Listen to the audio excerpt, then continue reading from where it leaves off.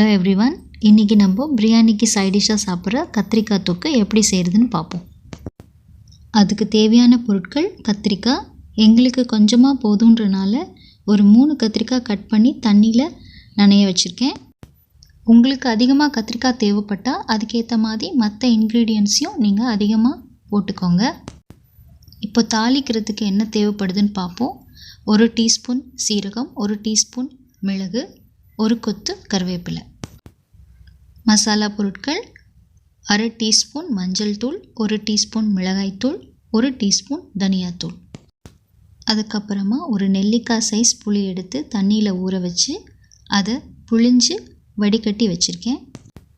அடுத்து 1 டீஸ்பூன் வேர்க்கடலை, 1 டீஸ்பூன் எள்ளு, இது ரெண்டுத்தையும் ஒரு சூடான பேனில் எண்ணெய் விடாமல் வறுத்து ஆற விட்டு பொடிச்சு வச்சுருக்கேன். அடுத்து தேவையான அளவு உப்பு.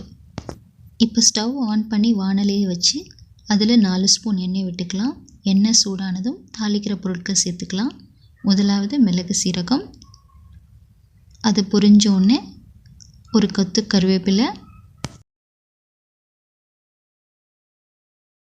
மிளகு சீரகம் நல்லா பொரிஞ்சதுக்கப்புறம் மஞ்சள் தூள், மிளகாய்த்தூள், தனியாத்தூள், இந்த 3த்தையும் சேர்த்துக்கலாம். இந்த மசாலா பொருட்கள் கருகிறதுக்கு முன்னாடி தண்ணி வடித்து கத்திரிக்காவை எடுத்து அதையும் இதில் போட்டுக்கலாம். இப்போ நல்லா மிக்ஸ் பண்ணி விட்டுக்கோங்க. அடுத்து தேவையான அளவு உப்பு சேர்த்துக்கலாம். மறுபடியும் மிக்ஸ் பண்ணி விட்டுட்டு கொஞ்சம் தண்ணி சேர்த்துக்கலாம்.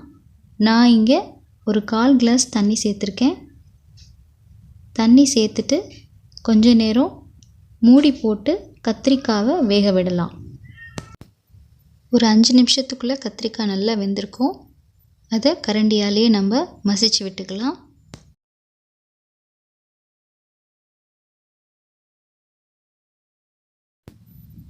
இப்போ நம்ம கரைச்சி வச்ச புளி தண்ணியை ஆட் பண்ணி நல்லா மிக்ஸ் பண்ணி மறுபடியும் மூடி போட்டு மூடி வச்சிடலாம்.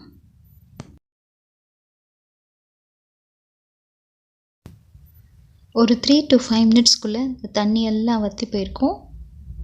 இப்போது தொக்கு கிட்டத்தட்ட ஆயிடுச்சு.